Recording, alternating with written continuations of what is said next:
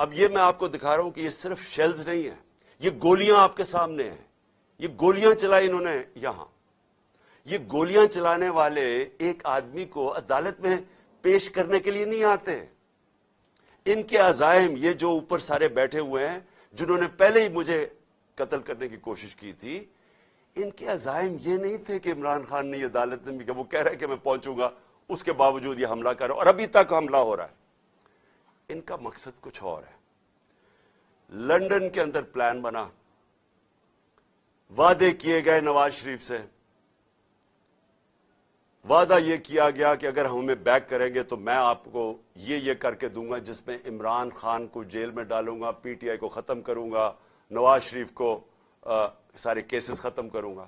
یہ پلان تھا پورا. یہ پلان بڑی دیر سے پتہ ہے، میں بتاتا جا رہا ہوں آپ سب کو. اس پلان کے تحت یہ گیم چل رہی تھی. کیوں میرے ورکرز اس طرح، جس طرح انہوں نے یہ دفاع کیا زبان پاک کی، میں تو کیا ان کو 2 دفعہ کہا، میں نے کہا دیکھو یہ میں کوئی انتشار نہیں چاہتا، میں چاہتا ہوں میں چلا جاتا ہوں، بیگ میرا پیک تھا.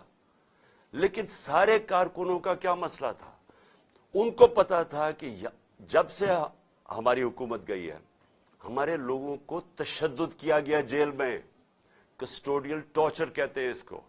جیل کے اندر تشدد کیا گیا. اعظم سواتی، شہباز گل، ہمیں پتہ ہے ارشد شریف سے کیا ہوا، ہمیں پتہ ہے سوشل میڈیا کے لڑکوں سے کیا ہوا، اور ہمیں پتہ ہے کہ وہ درویش، وہ جو اسپیشل انسان تھا جس کے پاس پیار کے علاوہ کچھ تھا ہی نہیں، ذل شاہ سے کس طرح انہوں نے اٹھایا اور اسے تشدد کر کے قتل کر کے سڑک پہ پھینک گئے.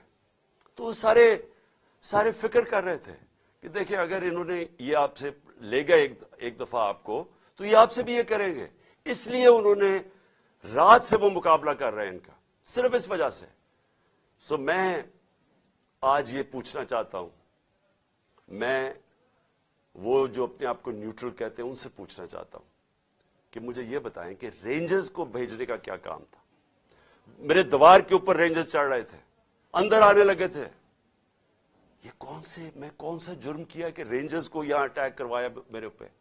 اور جب رینجرز اور ہمارے لوگوں کا آمنا سامنا ہوگا تو کیا کوئی قوم سمجھے گی کہ ہماری اسٹیبلشمنٹ نیوٹرل ہے؟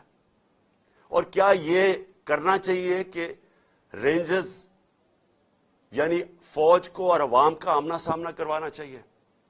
جب ٹی ایل پی آ رہی تھی اسلام آباد کی طرف تو مجھے تب آرمی چیف نے کہا تھا کہ ہم بالکل فوج کو سولینز کے سامنے نہیں لے کے آئیں گے. تو اب کیوں آ رہی ہے؟ کیا وجہ ہے؟ کون سا جرم ہے؟ کیا جرم کیا میں نے؟